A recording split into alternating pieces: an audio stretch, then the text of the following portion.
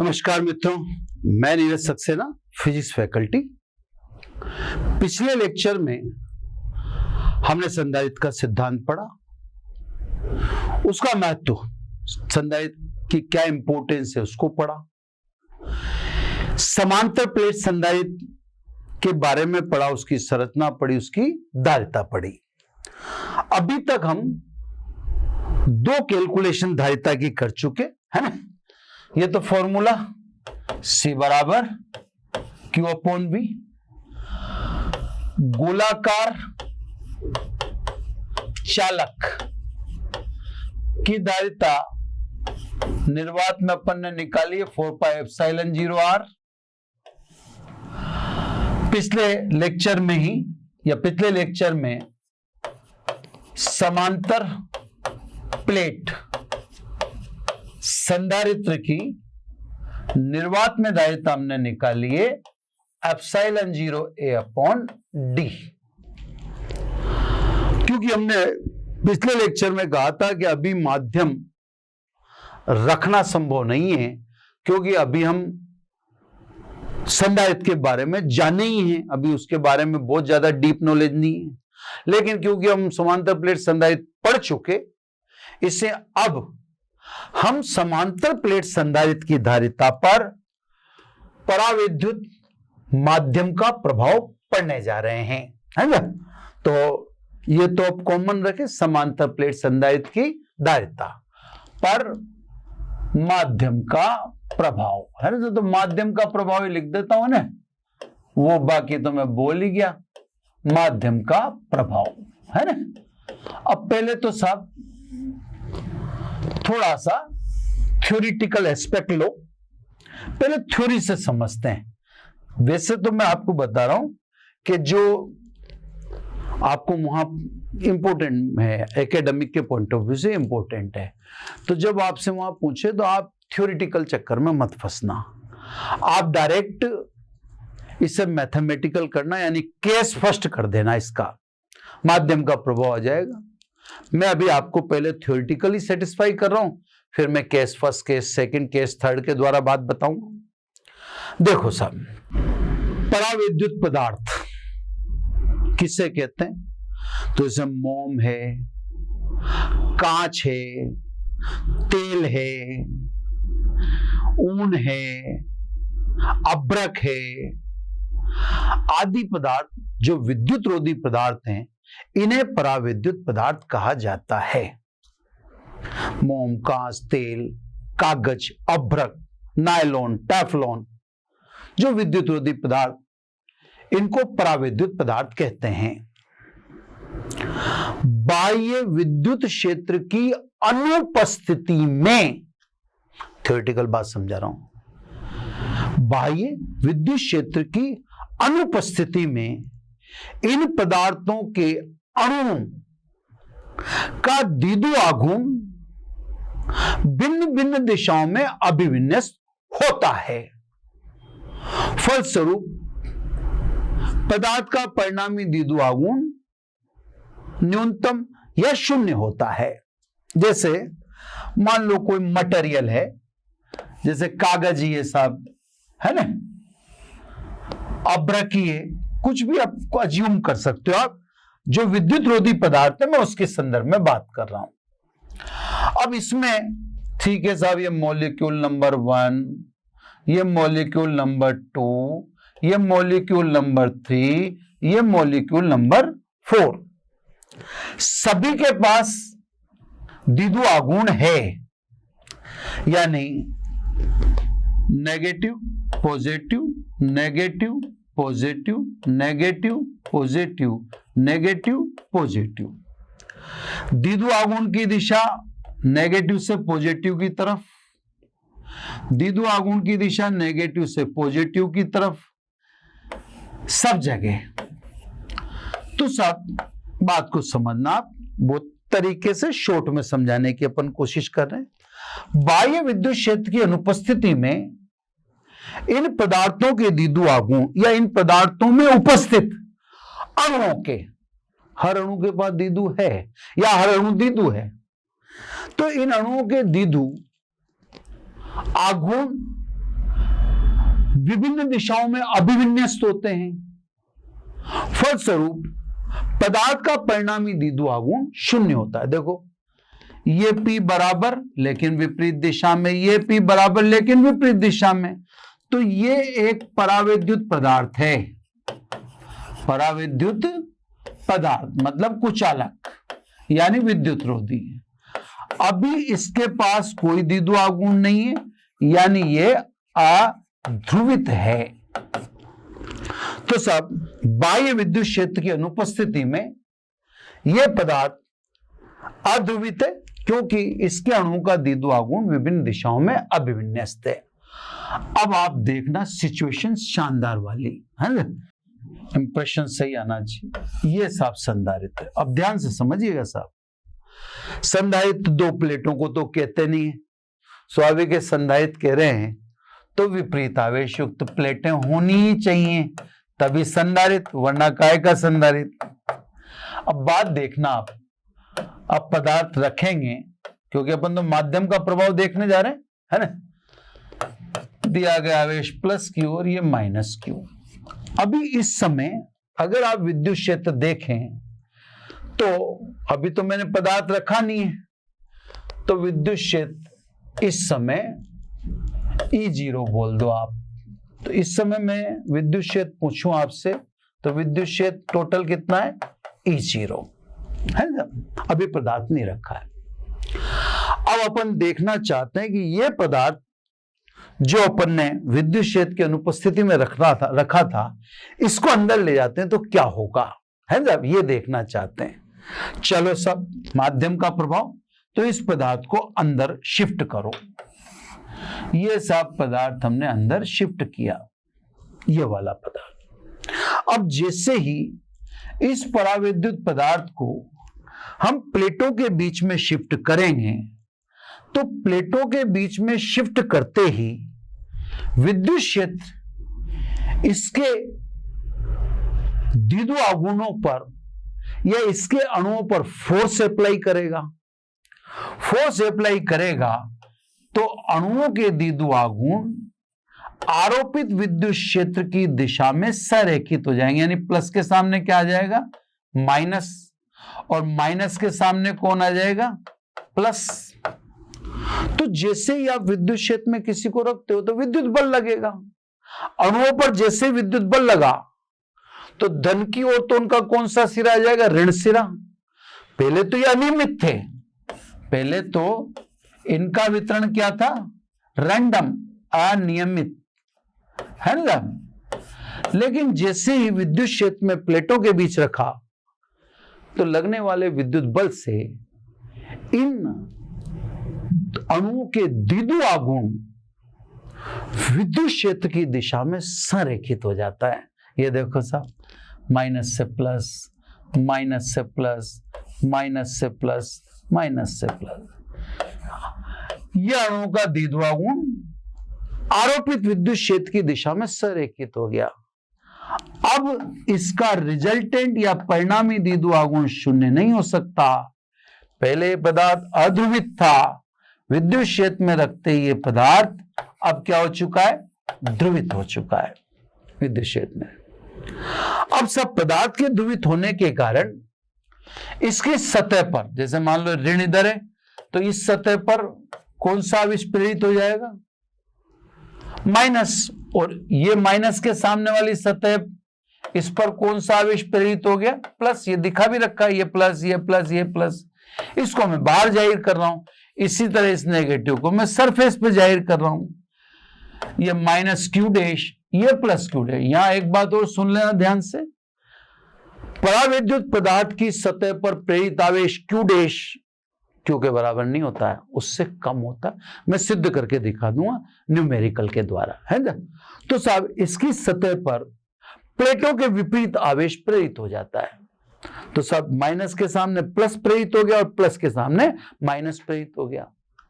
अब स्वाभाविक है पदार्थ खुद भी विद्युत क्षेत्र उत्पन्न कर रहा है जिसकी दिशा प्लस से माइनस की ओर। ये प्लस है और ये माइनस। ये पदार्थ के कारण उत्पन्न विद्युत क्षेत्र है, इसको एक बार के लिए लिख देता हूं मैं ईपी। पहले तो प्लेटों के बीच संधारित्र में विद्युत क्षेत्र कितना था, E0, जब मैंने पदार्थ नहीं रखा था।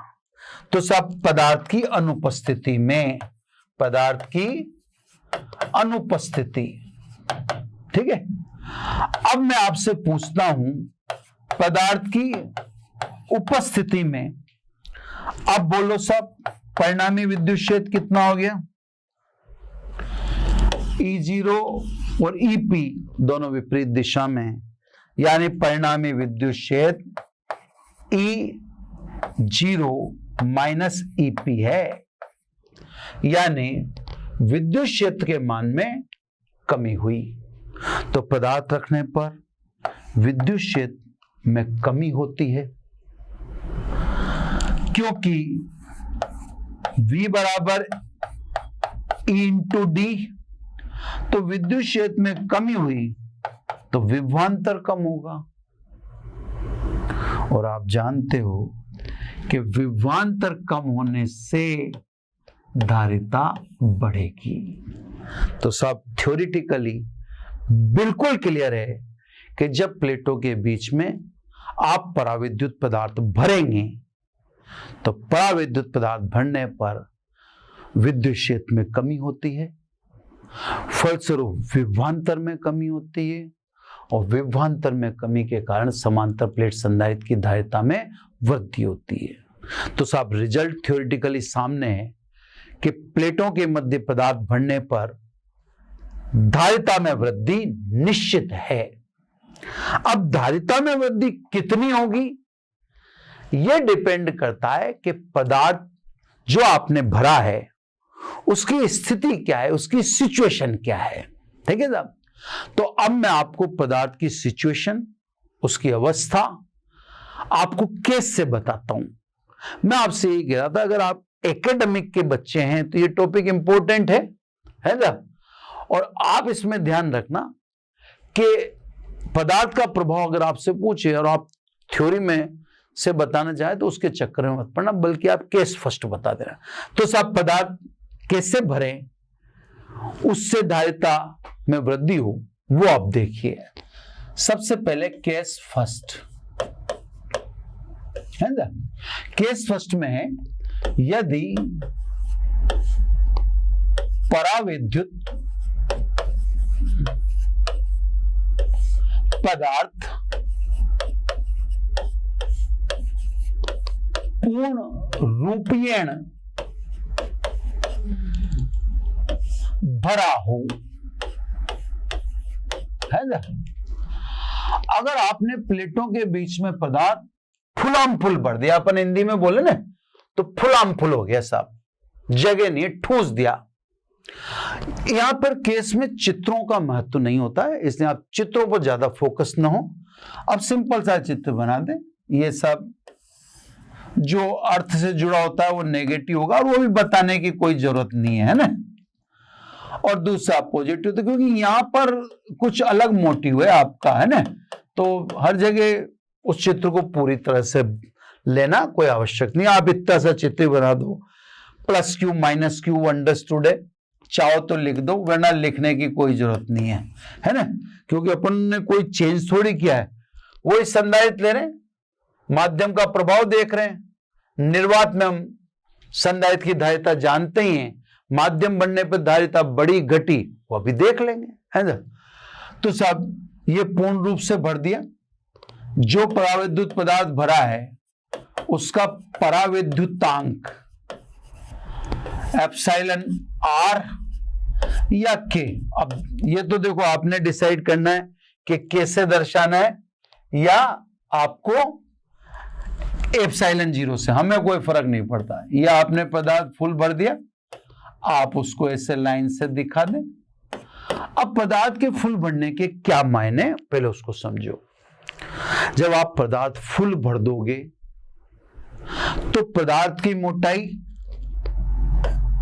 प्लेटों के बीच दूरी d के बराबर, और पदार्थ का पृष्ठ क्षेत्रफल प्लेटों के क्षेत्रफल कैपिटल A के बराबर। तो जो पदार्थ को आप पूर्ण रूप से भर देते हो, तो एक अंडरस्टैंडिंग रखना, आप ये एक बात ध्यान रखना कि जब आपने पदार्थ पूर्ण रूप से भरा तो इसका मतलब पदार्थ की मोटाई प्लेटों के बीच की दूरी स्मॉल डी के बराबर और पदार्थ का पृष्ठ क्षेत्रफल प्लेटों के क्षेत्रफल कैपिटल ए के बराबर होगा।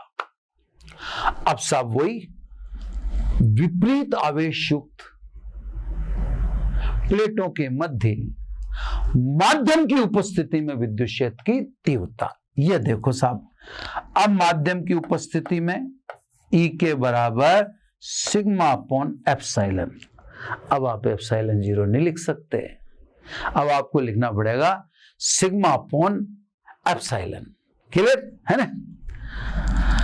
क्योंकि सिग्मा यानी पृष्ठावेश घनत्व, दिया गया आवेश Q, प्लेट का क्षेत्रफल A व epsilon is equal to epsilon R into epsilon 0 रखो सब। इसलिए माध्यम की उपस्थिति में विद्युत क्षेत्र है ना, माध्यम की उपस्थिति में विद्युत क्षेत्र, तो सिग्मा की जगह तो आपने लिख देना है Q अपॉन A और एप्सिलॉन की जगह लिख देना है ये। तो साहब अब विद्युत क्षेत्र ये हो गया, अब विद्युत क्षेत्र हो गया। मैंने आपसे कहा था पिछले लेक्चर में कि निर्वात में विद्युत क्षेत्र ध्यान रखना, तो देखो मैं आपको बता देता हूं, ये छोटे से मैं लिखता हूं। निर्वात में विद्युत क्षेत्र कितना लिखा था मैंने? Q अपॉन एप्सिलॉन 0 A है ना। अब आज जो देख रहे हो आप वो क्या है? Q अपॉन एप्सिलॉन 0 A, यानी E0 जितना तो है इसी है ना, और उसमें किसका भाग लग गया? तो इसी को देखें तो ये E के बराबर E0 अपॉन क्या हो गया? एप्सिलॉन R है ना। यानी जो मैंने अभी थ्योरेटिकल कहा कि पदार्थ रखने से परिणामी विद्युत क्षेत्र में कमी होती है, तो भैया यहां भी वही बात है। पदार्थ में ये है, निर्वात में ये है, तो पदार्थ की उपस्थिति में विद्युत क्षेत्र E के बराबर E0 अपॉन एप्सिलॉन R रहेगा, क्योंकि ये देखो इसकी वैल्यू तो E0 है ना, उसमें किसका भाग लग गया? Epsilon R। तो वास्तव में जब आप पदार्थ भरते हो तो विद्युत क्षेत्र में कमी होती है। मैं पुनः याद दिलाता हूं, माध्यम में भी याद रखना, निर्वात में भी याद रखना। रिलेशन आपके सामने बना ही दिया मैंने दोनों के बीच में लिख के। चलो साहब, थ्योरी में भी यही था, विद्युत क्षेत्र में कमी होती है यहां भी। अब आ जाओ प्लेटों के मध्य विभवांतर, प्लेटों के मध्य विभवांतर है ना, V के बराबर E के इंटू डी, ठीक है। माध्यम है तो मैंने माध्यम में K लगाने का बोला ही था आपसे कि K लगाऊंगा मैं। V के E के की वैल्यू ये रही, कितनी है साहब? Q upon epsilon R epsilon 0 A into D. ये साहब माध्यम में है ना। निर्वात में भी अपन ने विभवांतर लिखा था, कितना लिखा था मैं दिखा देता हूं आपको। Q upon epsilon 0 A into D, ये निर्वात में लिखा था पिछले लेक्चर में जब मैंने समांतर प्लेट संधारित्र की धारिता निकाली थी। अब आप देखें इन दोनों में संबंध, तो देखो ये किसके बराबर? V0 के बराबर। तो साहब माध्यम रखने से विभवांतर के मान में भी कमी होती है। यही बात थ्योरी में बोली थी, यही बात यहां प्रूव हो रही है कि साहब माध्यम रखने पर विभवांतर में भी कमी है ना। अब निकालने सब धारिता, इसलिए समांतर प्लेट संधारित्र की धारिता है ना, सी के Q अपॉन वी के। Q वी के का मान बोलो, ऊपर लिख रहा है ये रहा, Q epsilon R epsilon 0 A into D. Q से Q कट गया तो Ck कितना आया, epsilon r epsilon 0 A upon D है ना। जबकि निर्वात में आपको समांतर प्लेट संधारित्र की दायित्व कितनी मिली थी, एप्सिलॉन 0 A अपॉन D। ये सब वैक्यूम में हमने ये निकाली थी, जबकि माध्यम में निकली। देखो सब कंपैरिजन करो, वैक्यूम में तो इतनी थी, माध्यम में कितनी होगी, वैक्यूम की कितने गुना होगी, एप्सिलॉन r गुना है ना। तो सब धारिता बढ़ी। एक बार मैं शॉर्ट में समझाता हूं। माध्यम आपने फुल भर दिया तो फुल भरने पर जो भरा उसका परावितांक एप्सिलॉन r बोल दिया अपन ने, के भी लिख सकते हो, कोई दिक्कत नहीं है ना। जो आपने माध्यम फुल भरा तो उसकी मोटाई प्लेटों के बीच की दूरी के बराबर होगी यानी d। उसका प्रक्षेत्रफल प्लेटों के क्षेत्रफल कैपिटल A के बराबर होगा है ना। अब विपरीत आवेश युक्त प्लेटों के मध्य माध्यम की उपस्थिति में विद्युत क्षेत्र की तीव्रता पहले लिखी थी सिग्मा अपॉन एप्सिलॉन 0, अब लिखिए सिग्मा अपॉन एप्सिलॉन। ये निकल गई, ये माध्यम में, निर्वात में इतनी निकली थी। दोनों का कंपैरिजन करो तो वास्तव में विद्युत क्षेत्र में कमी। आपको तो यही लिखना है, ये तो मैं दिखा रहा हूं है ना। आप, मैं अलग से पेन ले लेता हूं कि आपको ये जारी नहीं करना, ये तो मैं बता रहा हूं। इन चीजों को तो आपको मैं बता रहा हूं, इसको आपको नहीं दिखाना। आप तो देखो माध्यम में विद्युत क्षेत्र कम हुआ, वो निर्वात वाला मैंने सामने रख दिया। इसी प्रकार ये भी आपको कहीं नहीं दिखाना, ये तो मैं आपको दिखा रहा हूं है ना। विभव का अंतर भी देखें तो देखो निर्वात में इतना था, माध्यम में इतना, दोनों सामने रख दिए मैंने। विभवांतर में भी कमी, तो माध्यम रखने पर विद्युत क्षेत्र में कमी होती है, विद्युत क्षेत्र में कमी के कारण विभवांतर कम होता है, और विभवांतर कम होने के कारण इसको भी नहीं लिखना है ना। आप देखें दायित्व बढ़ जाती है, कितने गुना हो जाती है, पराविद्युतांक गुना हो जाती है। एप्सिलॉन r का मान ग्रेटर देन 1 है। तो साहब आप माध्यम फुल भरोगे तो धारिता निर्वात में धारिता की कितने गुना हो जाएगी, एप्सिलॉन r गुना हो जाएगी। अब यहां बच्चों एक छोटा सा कंफ्यूजन क्रिएट हो जाता है, इसी केस सेकंड लेना तो बहुत जरूरी हो गया। छोटा सा कंफ्यूजन क्या क्रिएट हो जाता है मैं आपको समझा। अब आप तो यही समझेंगे कि माध्यम बनने पर धारिता निर्वात की एप्सिलॉन r गुना हो जाती है। ये बात हमेशा के लिए सत्य नहीं है, क्योंकि अब मैं आपको तो मुझे संतुष्ट करना पड़ा, नहीं तो आप तो यही समझ बैठेंगे कि माध्यम का प्रभाव में साफ है कि साहब माध्यम बनने पर धारिता निर्वात की तुलना में पराविद्युतांक गुना हो जाती है। नहीं, ऐसा नहीं होता। मैं आपको समझाता हूं, केस सेकंड से ये बात आपका क्लियर किया जाएगा कि ऐसा नहीं होता है ना। यदि माध्यम आंशिक भरा हो, अब समझना आप बात को, आंशिक भरा हो, ठीक है ना। अभी आंशिक है क्या आंशिक है वो भगवान जाने। तो सब माध्यम यदि आंशिक भरा हो तो क्या रिजल्ट वही होगा। तो ये जानबूझकर किया जा रहा है ताकि आपको कहीं गलत कंसेप्ट में नहीं आ जाए, है ना। देखो साहब, ये वही संधारित्र की प्लेटें है ना, वही अर्थिंग जिसको आप इससे जोड़ देते हैं वो माइनस होती अर्थिंग से। वो चार्ज लिखने की कोई आवश्यकता नहीं है, लेकिन अब ठीक है, मेरी तो आदत में पड़ रहा है इसलिए मैं लिख देता हूं। आप इन चक्रों में ना पढ़ें, ये फालतू के काम है ना। आप ये ना लिखें, कोई जरूरत नहीं है इनको लिखने की।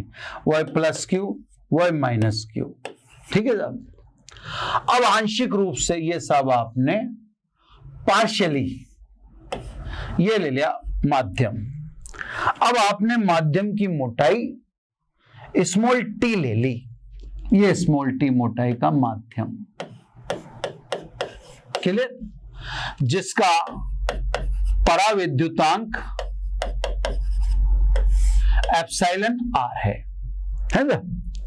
अब स्वाभाविक के गैप रह गया, इस गैप में क्या होगा, वायु ऑब्लिक निर्वात। अब एक जगह दिखा दो गैप को, दोनों जगह दिखाने की कोई जरूरत नहीं, वायु ऑब्लिक निर्वात। यानी अब जब आपने टी मोटाई का पदार्थ भरा तो डी में से टी घटाए तो d माइनस टी इसमें कौन है? वायु ओब्लिक निर्वात। भाई टी मोटाई में तो माध्यम हो गया, ये तो माध्यम। तो कितना गैप बचा? डी में से टी तो किसने घेर लिया? पदार्थ ने। तो शेष बचा डी माइनस टी। इस डी माइनस टी में कौन है? वायु ओब्लिक निर्वात। ये आपने प्लेटों के समांतर रखा है, इसने क्षेत्रफल तो प्लेटों का और इसका पृष्ठ क्षेत्रफल दोनों का समान होगा। समांतर रखा है तो स्वाभाविक है, प्लेटों के समांतर आपने पदार्थ तक दिया तो पृष्ठ क्षेत्रफल तो दोनों का इक्वल है ना? तो सब अब विद्युत क्षेत्र आपको माध्यम में भी निकालना पड़ेगा और निर्वात में भी निकालना पड़ेगा, क्योंकि प्लेटों के बीच में अब वैक्यूम भी है और प्लेटों के बीच में अब माध्यम भी है। सिंपल, चलो सब आ जाओ खटाखट। पहले विद्युत क्षेत्र की तीव्रता है ना, 1-1 कर लो सब। पहले आ जाओ माध्यम में। माध्यम में बोलोगे तो ई के सिग्मा अपॉन एप्सिलॉन, सिग्मा का मान तो क्यू अपॉन एप्सिलॉन और क्यू अपॉन है, और एप्सिलॉन का मान ये अपन ने भी निकाला जस्ट। दूसरा निर्वात में, क्योंकि अब गैप रह जाता है, आपकी प्लेट ने तो टी स्थान ही घेरा, शेष डी माइनस टी में तो वायु ओब्लिक निर्वात है। तो निर्वात में ई जीरो बराबर, अब आप लिखोगे सिग्मा अपॉन एप्सिलॉन जीरो। तो साहब सिग्मा का मतलब तो क्यू अपॉन है epsilon zero as it is. तो अब दो विद्युत क्षेत्र हो गए। कैलकुलेशन को भी समझते जाओ कि जहां पर विभव विभवांतर नहीं दे रखे हो वहां कहां से स्टार्ट होना पड़ता है? विद्युत क्षेत्र से स्टार्ट। प्लेटों के कारण विभव विभवांतर हमें नहीं दे रखा था, तो प्लेटों का जो हम स्टार्ट करते हैं वो हमें स्टार्ट करना होता है विद्युत क्षेत्र से। तो साहब अब माध्यम भी है और निर्वात भी है, दोनों में विद्युत क्षेत्र निकाल लिया ना। अब सब अतः प्लेटों के मध्य विभवांतर, फॉर्मूला वही रहेगा V बराबर E इंटू डी। लेकिन अब दो माध्यम है तो दो विद्युत क्षेत्र, दोनों की मोटाई भी अलग अलग है। यानी तो सब अगर आप कह रहे हो E माध्यम में तो माध्यम की मोटाई, आप कह रहे हो विद्युत क्षेत्र निर्वात में तो निर्वात की मोटाई। माध्यम की मोटाई टी है, निर्वात की मोटाई डी माइनस टी है। रखो सब। यानी विभवांतर इके की वैल्यू वेरी Q upon epsilon R epsilon zero A into T. निर्वात में विद्युत क्षेत्र ये लिखो Q upon epsilon zero A, निर्वात की मोटाई बोलो डी माइनस टी। जो कॉमन आ रहा है उसको कॉमन ले लो, Q upon epsilon zero A common आ रहा है। अब क्या बच रहा है यहाँ? टी अपॉन एप्सिलॉन आर, और यहां बच रहा है डी माइनस टी। ये सब प्लेटों के मध्य विभवांतर। तो आप यहां पर ये भी जानते रहें कि सूत्रों में कोई चेंज नहीं है, बस दो विद्युत क्षेत्र हो गए तो विभवांतर ई इंटू डी रहा, पर विद्युत क्षेत्र माध्यम का तो माध्यम की मोटाई, विद्युत क्षेत्र निर्वात का तो निर्वात की मोटाई। फॉर्मूला एज इट इज ही रहेगा। अतः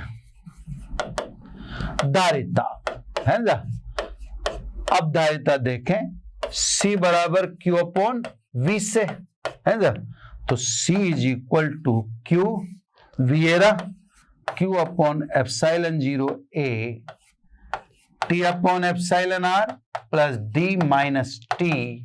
Q से Q कट गया। और अब अगर आप देखें जो को मैं अगले पेज पे दिखाता हूं आपको, या C बराबर epsilon zero A T upon epsilon R plus D minus T। एक बार उधर ले जाता हूं आपको वापस, पहले दिखाने के लिए कि वही है। ये देखो Q से Q कट गया, ये एप्सिलॉन जीरो है ऊपर चला गया है ना, और बाकी में T upon epsilon R plus D minus T। तो सब आप हमेशा यूं सोचते कि माध्यम बढ़ने पर धारिता निर्वात की एप्सिलॉन आर गुनी होगी, तो इस गलतफहमी में मत रहिएगा, वरना आप गच्चा खा जाएंगे। यानी आपको विशेष रूप से याद रखना है कि धारिता तभी एप्सिलॉन आर गुना होती है जबकि माध्यम फुल भरा हो। अगर माध्यम आंशिक रूप से भरा हो तो धारिता एप्सिलॉन आर गुना नहीं होती है। ये बिल्कुल क्लियर हो गया सीन। ये सीन आपको यहां से साफ दिख रहा है। ये फॉर्मूला ज्यादा इंपॉर्टेंट है। क्यों? क्योंकि यही तो विशेष है जो आपको याद रखना पड़ेगा। फुल में तो आप समझ जाएंगे कि निर्वात का एप्सिलॉन 0 अपॉन डी, उसका एप्सिलॉन आर गुना कर दो। पर अगर संधारित आंशिक रूप से भराओ, पूर्ण रूप से न भराओ, तो धारिता फिर इतनी होती है। तो ये फॉर्मूला विशेष रूप से याद रखना। अब धारिता बढ़ी क्या? तो आप साहब निर्वात से कंपैरिजन कर लो। निर्वात में धारिता कितनी थी? निर्वात में धारिता इतनी थी। ऊपर दोनों वैल्यू सेम है, इधर भी एप्सिलॉन 0 है, इधर भी एप्सिलॉन 0 है। अब नीचे की वैल्यू देखो, T upon epsilon R plus D minus T. तो साहब डी में आपने जोड़ा तो कम, जोड़ा तो क्या? टी अपॉन एप्सिलॉन जो कम है, और घटाया ज्यादा। तो स्वाभाविक है ये पूरी की पूरी वैल्यू डी से कम है। दोबारा ध्यान से समझें। आपने ऊपर वाला जिसे अपन देख रहे हैं, क्या धारिता बढ़ी या नहीं बढ़ी? आंशिक रूप से भरा तो देखा कुछ फायदा भी हुआ क्या? ठीक है, ये तो फॉर्मूला तो निकल गया कि आंशिक रूप से बढ़ने पर धारिता इतनी होती है। लेकिन कंपैरिजन तो करेंगे, निर्वात से कोई प्रॉफिट हो रहा है या नहीं हो रहा। तो हमने देखा कि जो न्यूमरेटर है यानी ऊपर वाली राशि वो तो दोनों सेम है। अब बटे वाली राशि देखो, तो डी में जुड़ा तो कम, जुड़ा तो ये ना, ये तो कम है। घटा ज्यादा, तो डी में से घटा ज्यादा। डी में से जो लेस हुई है वो क्वांटिटी बड़ी है। तो इसका मतलब ये जो ब्रैकेट में है वह डी से कम है। इसका मतलब आंशिक रूप से या आंशिक रूप से भरे संधारित्र की धारिता भी निर्वात से ज्यादा होती। तो ये निर्वात से तो ज्यादा है। तो आंशिक रूप से भी आप संधारित्र भरोगे तो धारिता तो बढ़ेगी, निश्चित बढ़ेगी, कंफर्म। अब साहब ये सूत्र सही है क्या? सही है तो अभी देख लेते हैं। मान लीजिए पदार्थ फुल भर देते, पदार्थ फुल भर देते तो टी बराबर क्या होना चाहिए था? डी। अब ये तो अपन निकाल चुके हैं भाई, फुल पदार्थ भरने पर धारिता कितनी होती है, तो ये तो अपन ने निकाल ली है। अब देखा वही चीज आ जानी चाहिए। देखो अपन निकाल रखी, ये फुल भरने पर ये होती है ना। तो अगर पदार्थ हम फुल भरते हैं तो धारिता कितनी आएगी? देखा उतनी आती है क्या? उतनी आती, समझ। तो टी बराबर डी, ऐसे है ना, ऐसे देखो सी डैश लिख दूं, epsilon 0 A upon D upon epsilon R plus D minus D. ये टी की जगह डी डी रख दिया, डी से डी खत्म। यानी ये एप्सिलॉन आर ऊपर चला गया, epsilon R epsilon 0 A upon D.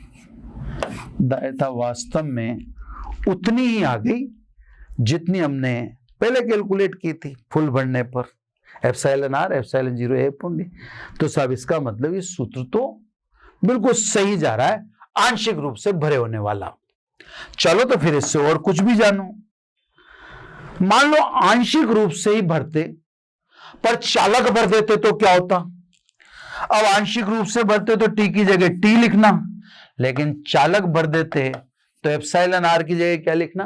अनंत, क्योंकि चालक का प्रवर्तन अनंत है। रखो साहब ऐसे, देखा सी चालक है ना, रखो एप्सिलॉन 0 ए अपॉन टी बनना है अनंत प्लस डी माइनस टी।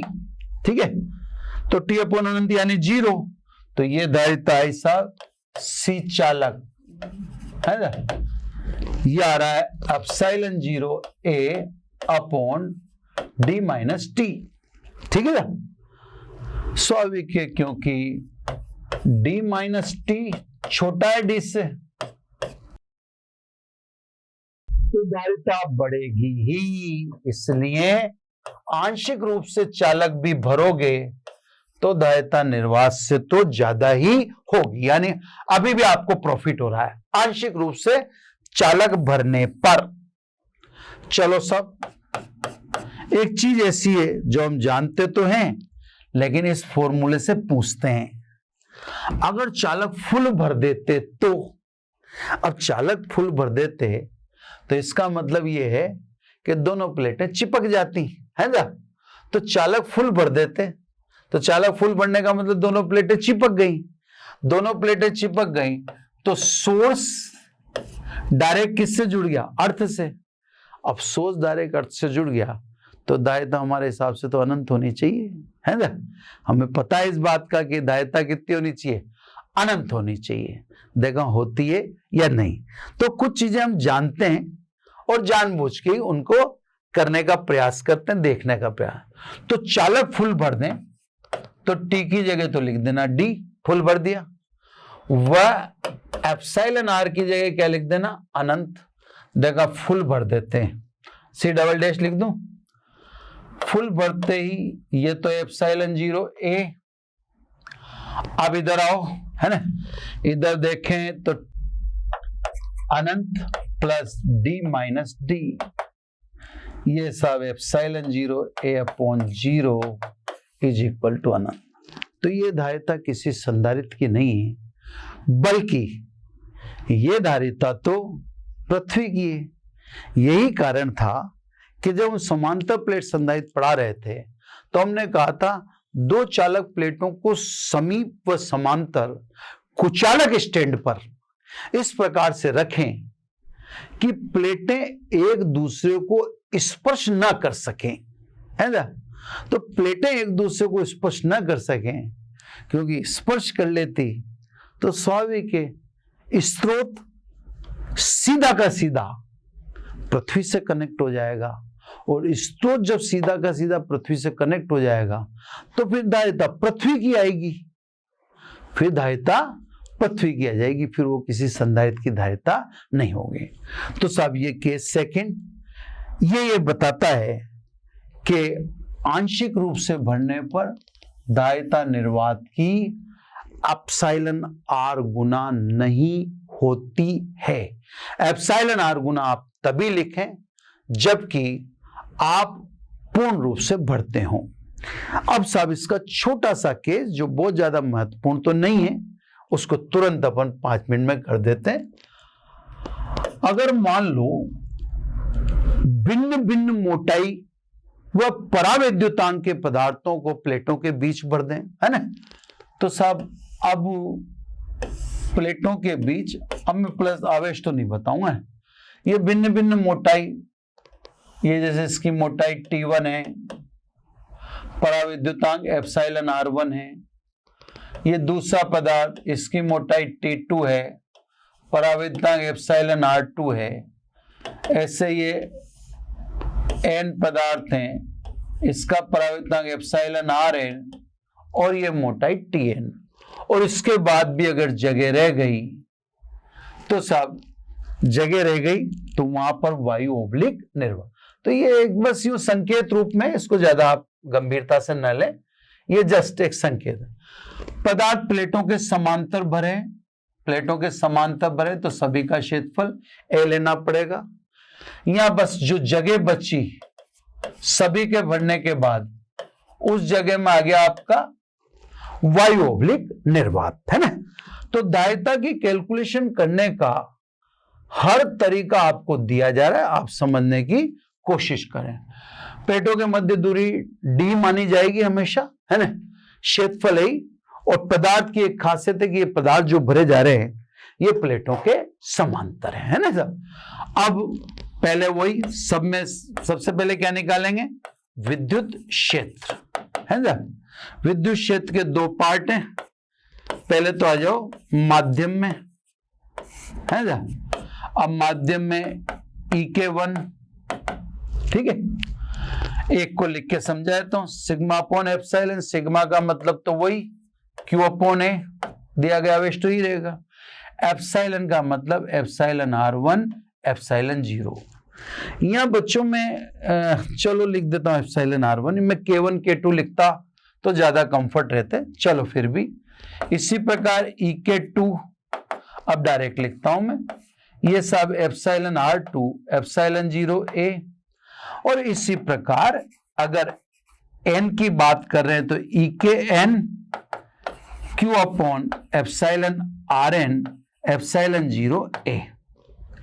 क्योंकि इनके बाद भी गैप रह गया तो फिर वायु ऑब्लिक निर्वात की बात भी लेनी पड़ेगी आपको। वायु ऑब्लिक निर्वात में E0 sigma upon epsilon 0, sigma का मतलब तो वही Q अपॉन है एप्सिलॉन 0 है जीटी। ये तो सब अब आपने विद्युत क्षेत्र बता दिया है ना। विद्युत क्षेत्र के बाद अब बताएंगे आप विभवांतर, ठीक है ना। वही क्रम रहेगा, बस आप तो क्या है कैलकुलेशन करना सीखे, आपको कैलकुलेट करना आना चाहिए। अब आ जाइए प्लेटों के मध्य विभवांतर, ठीक है ना। फॉर्मूला हमेशा के लिए रहेगा V is equal to E into D. इसका अर्थ मैं आपको समझा चुका हूं कि सब जिसका विद्युत क्षेत्र उसी की मोटाई, तो सब विभवांतर कितना EK1 उसी की मोटाई, EK2 ये T2 और ये EKN इंटू TN। अब इसके बाद भी तो जगह बच गई, तो निर्वात थे, ध्यान से देखना E0 और मोटाई कितनी D में से सब प्लेटों की मोटाई जोड़ के घटा दो। अब प्लेटों की मोटाई कितनी है T1 T2 T3 TN, ये D में से घटा दो। जो जगह बची उसमें कौन है वायु ऑब्लिक निर्वात, उसको समझने की कोशिश करना। अगर जगह रह गई तो वहां वायु। अब साहब V मान रखो। अब देखो मैं मान रख रहा हूं तो Q अपॉन एप्सिलॉन 0 तो सब में कॉमन आ रहा है, तो ये तो मैं कॉमन ले ही लेता हूं। तो मैंने Q अपॉन एप्सिलॉन 0A तो कॉमन ले लिया, जो आप समझ ही गए होंगे। अब यहाँ बटे में बच गया एप्सिलॉन R, यहाँ T1 तो ये हो गया T1 अपॉन एप्सिलॉन R1, ये हो गया T2 अपॉन एप्सिलॉन R2, और इस प्रकार ये हो गया Tn अपॉन एप्सिलॉन Rn, है ना। ये तो हो गया। अब प्लस इसमें तो E0 पूरा का पूरा ही कॉमन आ गया, तो केवल डिस्टेंस रहेगी D minus T1 plus T2 plus plus plus Tn, है ना। ये विभवांतर आ गया। अतः धारिता, अतः धारित। तो ये सब आपको कैलकुलेशन सिखाने का तरीका है कि जहां आपके पास विभवांतर डायरेक्ट नहीं हुआ ऐसे कैलकुलेट करें। खटाखट C बराबर Q अपॉन V लिख देता हूं साहब, मैंने ज्यादा समय ना लगा के ये लिख दिया एप्सिलॉन 0A। अब ये देखो T1 upon epsilon R1, T2 upon epsilon R2 dash dash dash Tn upon epsilon Rn plus D minus T1 T2 Tn, है ना। क्लियर, Q से Q कट गया। तो अब धारिता को क्या लिखोगे आप, ये एप्सिलॉन 0A तो ऊपर चला गया। अब धारिता आती है T1 upon epsilon R1 T2 upon epsilon R2 plus plus plus Tn upon epsilon Rn plus D minus T1 plus T2 plus plus plus Tn।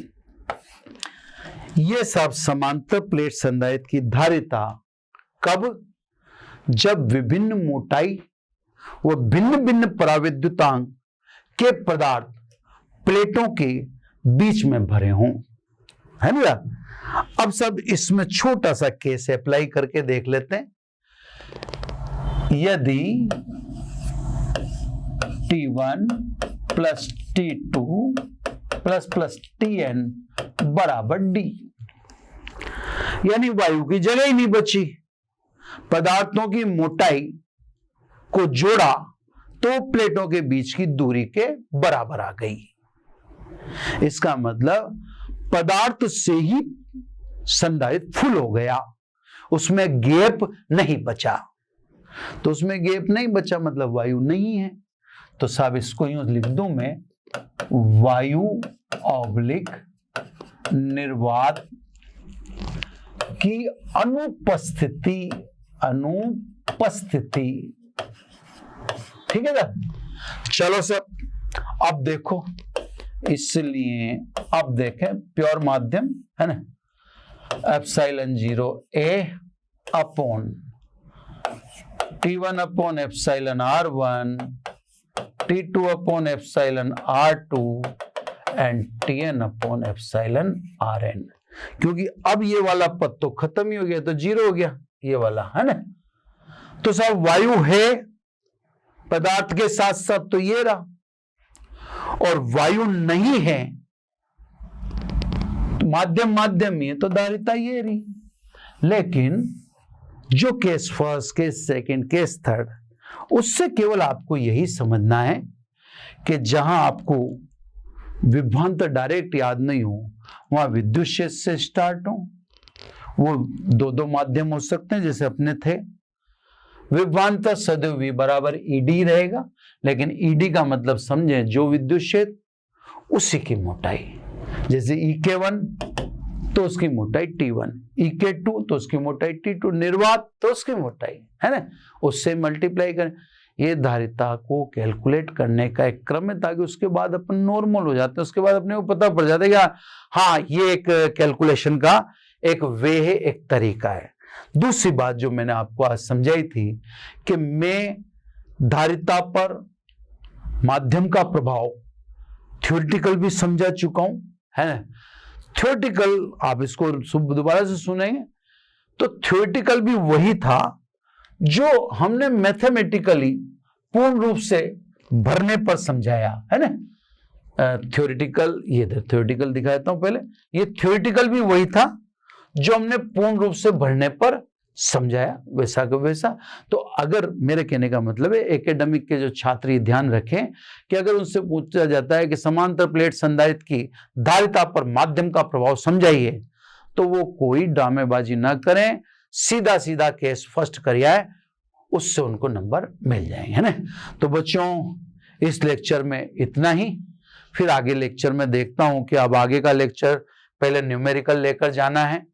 ये क्या, तो अभी तक हम अपन धारिता पढ़ चुके हैं, विलगित गोलीय चालक की भी पढ़ चुके हैं, धारिता के अर्थ समझ चुके हैं, समांतर प्लेट संधारित्र की धारिता पढ़ चुके हैं, और समांतर प्लेट संधारित्र की धारिता पर माध्यम के प्रभाव को भी हमने कंप्लीट कर लिया है।